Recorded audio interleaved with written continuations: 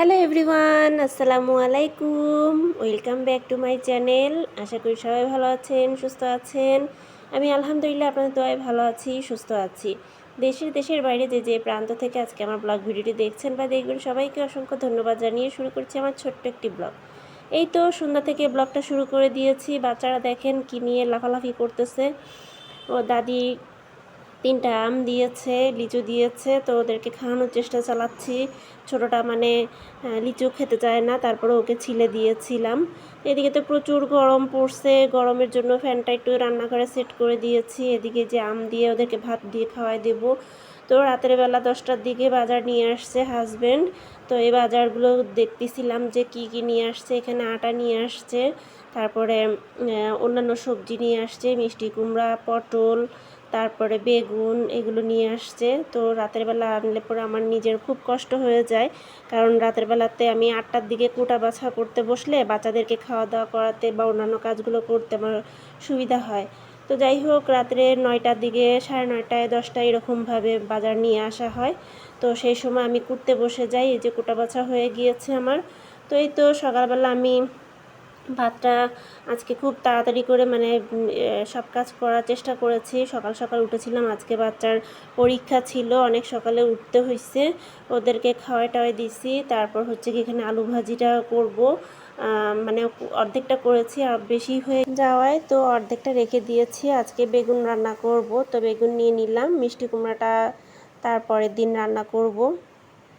তো এখানে বেগুন নিয়ে এসে রাখতেছি। তারপর হচ্ছে গিয়ে এখানে ময় মশলা যা ছিল বরফ হয়ে আছে, বরফ ছাড়ানোর জন্য এগুলো ফ্রিজ থেকে বের করে নিয়ে আসলাম নিচতলার থেকে।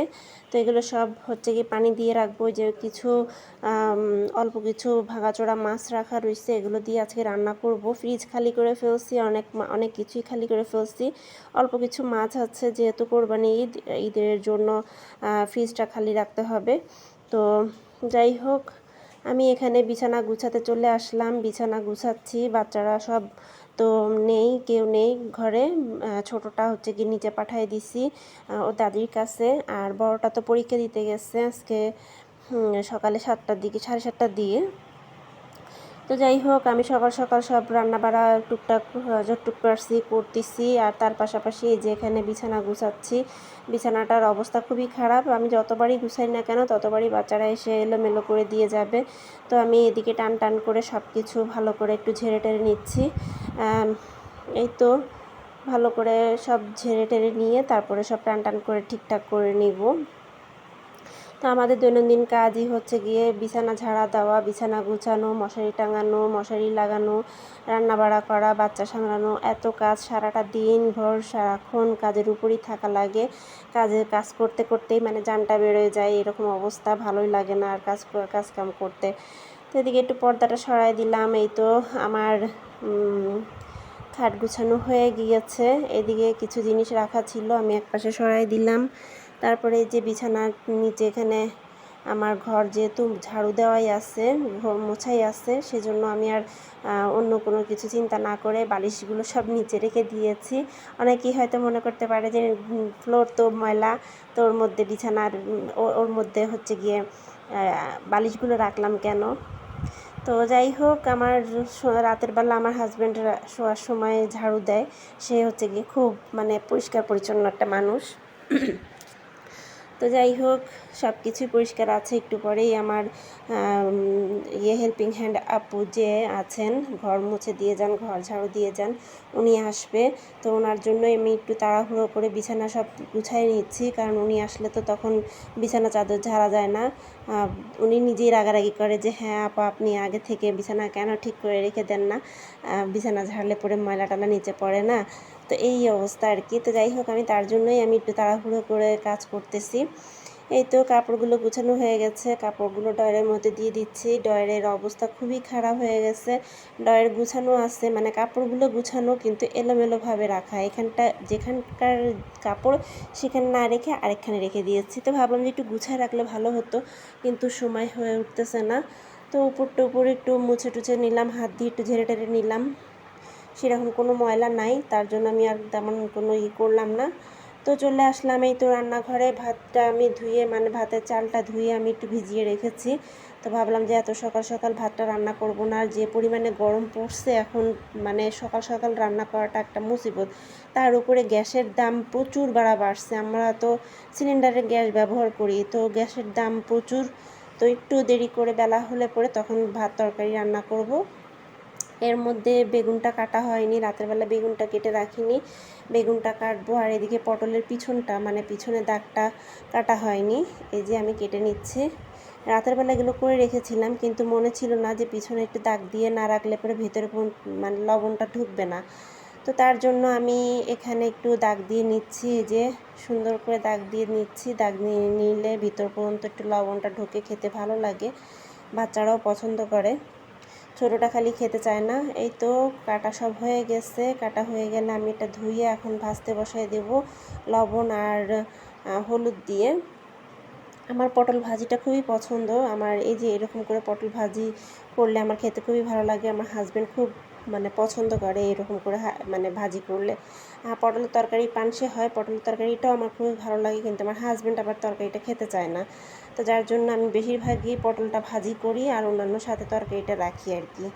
তো এই তো তেল দিয়ে দিয়েছি, তেল দেওয়ার পরে তেলটা গরম হয়ে গেলে আমি একটা করে পটলগুলো দিয়ে দিব। পটলের মধ্যে আমি লবণ আর হলুদ ভালো করে মাখিয়ে নিচ্ছি। আর সময় পাইনি এটা মানে একটু কিছুক্ষণ রেখে দেওয়ার, একটু কিছুক্ষণ রেখে দিলে পরে লবণটা একটু ভালো মতন ঢোকে।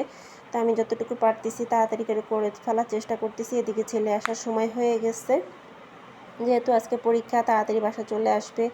এসে তো খিদে মানে থাকে তার, ওকে খেতে দিতে হয়। ছোটোটাও তখন এসে কান্নাকাটি শুরু করে দেয়, এই অবস্থা। তো আমি এখানে যতটুকু জায়গা হচ্ছে ফ্রাই প্যানে ততটুকু জায়গা করে নিয়ে ওগুলো দিয়ে দিচ্ছি, একবারে দিতে পারিনি, এগুলো অর্ধেকটা দিলাম। এই যে ঢাকনা চাপা দিয়ে দিয়েছি, অল্প আছে হয়ে যাবে।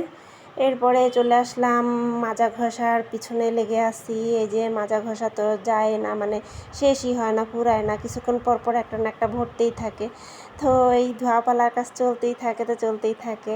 তারপরে ওইগুলো ধোয়াপালা করে দেখতে আসলাম যে পটলটা আমার কতটুকু সিদ্ধ হয়েছে। বাকিটাও দিয়ে দিয়েছিলাম ঠেসে ঠুসে ওর মধ্যে। তো পাশের চুলাতে আমি তরকারিটা বসাই দিব, অন্য তরকারি। এখানে আমি পেঁয়াজ দিয়ে দিয়েছিলাম, তারপর হচ্ছে কি তেল আর পেঁয়াজ দিয়ে দিয়েছি। আগুনের জোরটা একটু বেশি হয়ে গেছে, আমার এই সমস্যাটা সব সময় হয়, মানে আগুনের জোরটা আমি এত জোরে দিয়ে রাখি আর পরে খেয়াল থাকে না, তরকারি যায় পুড়ে, পেঁয়াজ যায় পুড়ে, এই অবস্থা। তো ওদিকে ওইটাও হচ্ছে, এটাও হচ্ছে, এদিকেও খেয়াল করতে হয়, ওদিকেও খেয়াল করতে হয়। আর মন পড়ে আছে ছেলের দিকে, ছেলেটা আমার পরীক্ষা দিতে গেছে, কেমন না কেমন করবে কে জানে। আজকে অনেক বড় একটা ভুল কাজ করে ফেলছি। তো যাই হোক, এই তো আমার পটল ভাজা হয়ে গেছে। আমি এখানে লবণ, হলুদ, তারপরে মরিচের গুঁড়ো, জিরার গুঁড়ো সবগুলো দিয়ে দিব। তারপর একটু পানি দিয়ে ভালো করে একটু কষিয়ে নেব, তেল ওঠা পর্যন্ত অপেক্ষা করলাম। তো তেল উঠে আসছে, তারপর পরই হচ্ছে গিয়ে আমি এখানে আলুটা দিয়ে দিয়েছি। আলুটা দিয়ে একটু ভালো করে কষিয়ে নিয়েছি। এর মধ্যে আবার একটু পানি দিয়েছিলাম কারণ মশলাটা পুড়ে আসতেছিল। তো এরপরে এক গাদা পানি ঢেলে দিলাম, দেওয়ার পরে হচ্ছে ঢাকনা চাপা দিয়ে দিয়েছি যাতে তাড়াতাড়ি করে পানিটা ফুটে ওঠে। আর ওদিকে তো পটল ভাজি হয়ে গিয়েছে, আর সকালে ভাজিটাও আছে, আলু ভাজিও এক গাদা রয়ে গেছে। তো আজকে দুপুরে এগুলোই চলবে। তো এখানে আমি এই যে মাছ ছিল, ভাঙাচোরা কিছু মাছ আছে, সেগুলো দিয়ে আজকে বেগুন রান্না করব। এগুলো আমি ভাজতে বসাই দিছি, যে তাওয়াতে পটল ভেজেছিলাম সেটাতেই আমি মাছ ভাজতে বসিয়ে দিয়েছি, সেখানে বেশ অনেক তেল ছিল। তারপরে এই তো পানিটা ফুটে উঠে আসাতে আমি বেগুনটা তরকারিতে ঢেলে দিলাম। তো এখানে যখন বেগুনটা একটু হয়ে আসছে তখন হচ্ছে গিয়ে মাছটা ভাজি হয়ে আসছিল প্রায়, যে ভাঙাচোরা মাছগুলো আমি দিয়ে দিলাম, সবগুলো এক এক করে দিয়ে দিলাম। তেলাপিয়া মাছ যে কোনো তরকারিতে দিলে এমনি স্বাদ দ্বিগুণ হয়ে যায়। তো বেগুন তরকারিতে এমনি স্বাদের খাবার, তো বেশ ভালো লাগে খেতে। আর আজকে দেখেন অনেক লাল লাল হয়ে আছে ভালো মতন। আজকে কিন্তু একটু ঝাল দিয়েছি, ঝাল ব্যবহার করেছি। তারপরে রান্নার শেষে একটু জিরার গুঁড়ো দিয়ে দিলাম। তারপরে যে এখানে দুধ নিয়ে আসা হয়েছিল, দুধ ফ্রিজ থেকে বের করেছি, পুরোটা গলে গেছে, এই গরমে খুব দ্রুত গলে গেছে। আমার সব কাজ বাজ শেষ, অল কমপ্লিট হয়ে গিয়েছে। সবার উদ্দেশ্যে বলবো, যারা লাইক দিতে ভুলে গেছেন বা লাইক এখনও দেননি, অবশ্যই লাইক দিয়ে পাশে থাকবেন, সাপোর্ট করবেন। আল্লাহ হাফেজ, আসসালামু আলাইকুম।